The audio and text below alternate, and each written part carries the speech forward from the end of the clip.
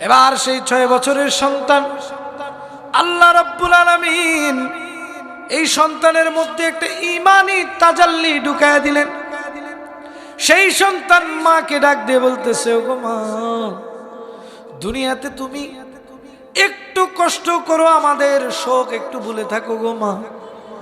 ও মা গো, তুমি যেটা টকবকে জ্বলন্ত আগুন দেখছো, ওগো মা, আমি তো সেইখানে জান্নাতের বিছানা দেখি গো মা।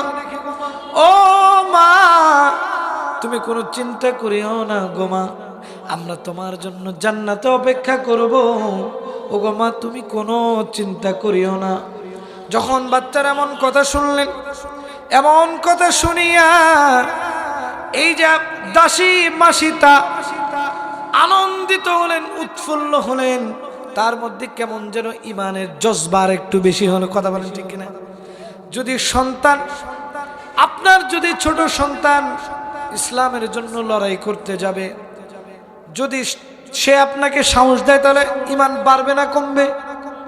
অবশ্যই বাড়বে।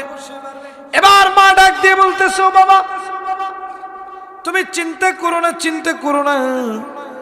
যেদিন দুনিয়া থেকে আমিও বিদায় নিয়ে চলে যাব, সেই দিন তোমাদের সাথে জান্নাতে দেখা হবে। কোথায় দেখা হবে? জান্নাতে দেখা হবে। আরে বাবাজি, এবার সেই 6 বছরের ছোট্ট বালকটাকে নিয়ে গিয়ে টকবকে আগুনের মধ্যে ফেলায় দেওয়া হলো। সেই বাচ্চা কান্দে, মাও কান্দে। মা যতই শক্ত হোক না কেন, সন্তানের যদি কষ্ট দেখে, জীবনে কোনোদিন কোনো মা বাবা সহ্য করতে পারবে না। এই যে আমরা এখানে এসেছি, প্রিয় ভাই আমার, একটু চোখটা বন্ধ করে তাকায় দেখেন না, কার জানি মা নাই, কার জানি বাবা নাই। যদি আজকে মা থাকতো, আপনি বাসায় গিয়ে দরজায় কড়া নাড়ার আগে আপনার স্ত্রী আগে মা বের হয়ে আসতো। মা বের হয়ে আসা ডাক দিয়ে বলতো, বাবা, তুমি যতক্ষণ বাইরে ছিলে বাবা, আমার কেন যেন ঘুম নাই, আমার কেন যেন বুকটা পোড়ায়, আমার শুধু মনে হয় আমার বাবাটা কখন আসবে, আমি তখন নিদ্রাচ্ছন্ন হব।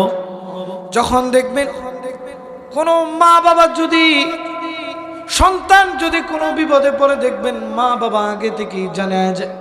প্রিয় ভাই আমার, একটু লক্ষ্য করেন, কার জানি মা নাই, কার জানি মা বৃদ্ধাশ্রমে আছে, কার জানি মা কবরে শুয়ে আছে, আমাদের জানা নাই। কোন দিন জানি আমাদের কবরের আযাব শুরু হয়ে যাবে, কোন দিন জানি আমার আপনার নামটা মসজিদের মাইকে এলান হয়ে যাবে। রে বাবা, আমার আপনার কোনো খোঁজ নাই, খোঁজ নাই। আমি আপনি কোনো সময়ে চিন্তা করি না, কবরের আযাবের চিন্তা করি না, কোন দিন জানি মৃত্যু হয়ে যাবে। এই যে আজকে আমরা যারা এসেছি, বসেছি, এমনও হতে পারে এই যে ডানে বামে বসা আলেমনা মা রয়েছেন, শুনিয়ে দেখেন, আজরাইল এমন একটা ফেরেশতার নাম, যেই ফেরেশতা যদি কোনোদিন কোনো মানুষের কাছে আসে, উনি কখনো খালি হাতে ফেরত যায় না।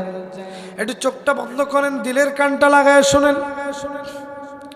কোন দিন জানি আপনার নামটা এই যে মসজিদের উদ্যোগে যেহেতু মাহফিল মসজিদের মাইক এলান হয়ে যাবে, কাফুরা গ্রামের সর্বোচ্চ টাকাওয়ালা মানুষটা আজকে দুনিয়া থেকে বিদায় নিয়ে চলে গেছে। দেখবেন দৌড়াদৌড়ি শুরু হয়ে গেছে।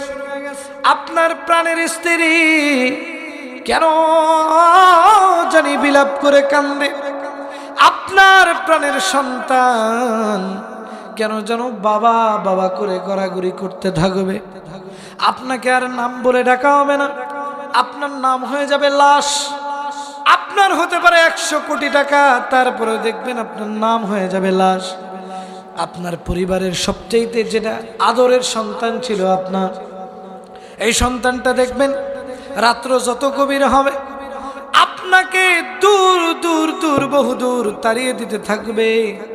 প্রিয় ভাই আমার, লক্ষ্য করে দেখবেন, যেদিন আপনি মারা যাবেন, আপনি যেদিন মারা যাবেন, সবচাইতে আপনার কাছের লোকগুলো আপনাকে সুন্দর মতো চকলেটের মতো মোড়াইয়া দিয়া কবরের দিকে নিয়ে যাবে। সেই দিন কিন্তু কেউ আপনার দুশমন থাকবে না, সবাই আপনার বন্ধু হয়ে যাবে।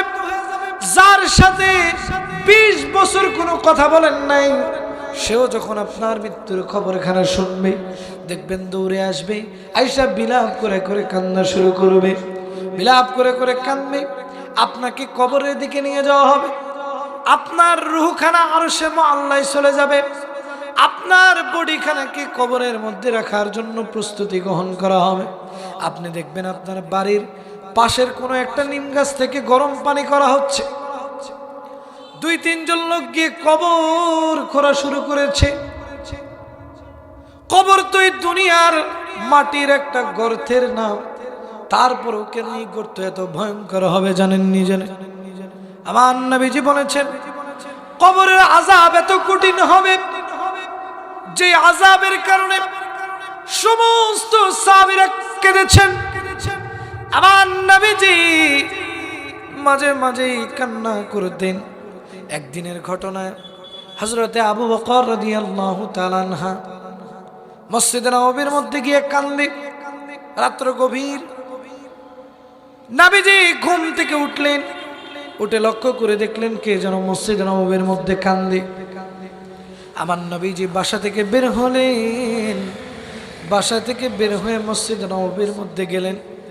যাওয়ার পরে দেখলেন হযরতে আবু বকর ছোট মানুষের মতো কান্দে। আমার নবীজিকে দেখার পরে কেন যেন ফিক পেরে পেরে কান্দে। নবীজি আবু বকরকে ডাকলেন, ডাক দিয়ে বললেন, ওরে আবু বকর, এত রাত, গভীর রাত, তোমার তো ঘুমানোর কথা রে আবু বকর, তুমি কেন কান্দো? আবু বকর ডাক দিয়ে বললেন, নগো নবীজি, আমি তো ঘুমাইতেই যাব, তখনই আমার মনে পড়ে গেল ওই কঠিন কবরের আযাবের কথা। একটাবার চিন্তা করে দেখেন, যেই সাহাবী জান্নাতের সার্টিফিকেট পাইল দুনিয়াতে, কোথায়? দুনিয়াতে। সেই সাহাবী কান্দে কবর আযাবের ভয়ে, অথচ আমাদের দুনিয়াতে কবর আযাবের ভয় নাই, কবর আযাবের ভয় নেই। লক্ষ্য করে দেখবেন বর্তমান মানুষগুলো নামাজ পড়ে লোক দেখানো, দানও করে লোক দেখানো, কিন্তু কোনোভাবে আল্লাহর দাসত্ব করার উদ্দেশ্যে নামাজ কালাম পড়ে না। আল্লাহ তো বলেছেন ফাদখুলি ফি ইবাদি, সূরাতুল ফজরের আয়াত বলেছেন ফাদখুলি ফি ইবাদি ওয়াদখুলি জান্নাতি, তোমরা আমি আল্লাহর দাসত্ব করো, বিনিময় আমি তোমাদেরকে দিব চিরস্থায়ী জান্নাত, যেই জান্নাতের মধ্যে এত পরিমাণে সুন্দর সুশীতল ফল মূল এবং দুধের নহর, মধুর নহর, আরো অনেক কিছু দেওয়া হবে যেটা আমাদের অনেকের জানা। প্রিয় ভাই আমার, যে কথাটা বলতেছিলাম, কবরে আযাবের ভয়ে কান্দে হযরতে আবু বকর, হযরতে ওমর, হযরতে আলী, সমস্ত সাহাবীরা কবরের ভয়ে কেঁদেছেন। কবরে দাউ দাউ করে আগুন জ্বলবে। আপনি দুনিয়াতে জীবিত থাকা অবস্থায় আপনার সন্তান ভালো খাবে, ভালো পড়বে, এই আশা করি আপনি হারাম উপার্জন করিয়া আপনার সন্তানকে মানুষ করলেন। আপনি হারাম উপার্জন করিয়া অট্টালিকা করলেন, বাড়ি করলেন, গাড়ি করলেন, শত শত জমি বানায় গেলেন, কিন্তু আপনি যেই দিন মারা যাবেন আল্লাহ পাক কিন্তু আপনার সন্তানকে ধরবে না। ধরবে কাকে? আপনাকে ধরবে। কারণ আপনি তো হারাম উপার্জন করিয়া দুনিয়ার জিন্দেগি থেকে বিদায় নিয়ে চলে গিয়েছেন। আল্লাহ পাক রব্বুল আলামিন বলেছেন সূরাতুল বাকারার 2 নম্বর আয়াতে বলেছেন, যালিকাল কিতাবু লা রাইবা ফীহি হুদাল লিল মুত্তাকিন। এটা এমন একটা কিতাব, যে কিতাবের নাম হচ্ছে আল কোরআন। এর সংরক্ষিত ছিল লাউহে মাহফুজে। কোথায়? লাউহে মাহফুজে। এই কোরআনকে যদি আমরা জীবনে বাস্তবায়ন করতে পারি তাহলে হয়তোবা আল্লাহ পাক এই দুনিয়াতেও কামিয়াব দিবে, আখিরাতেও কামিয়াব দিবে।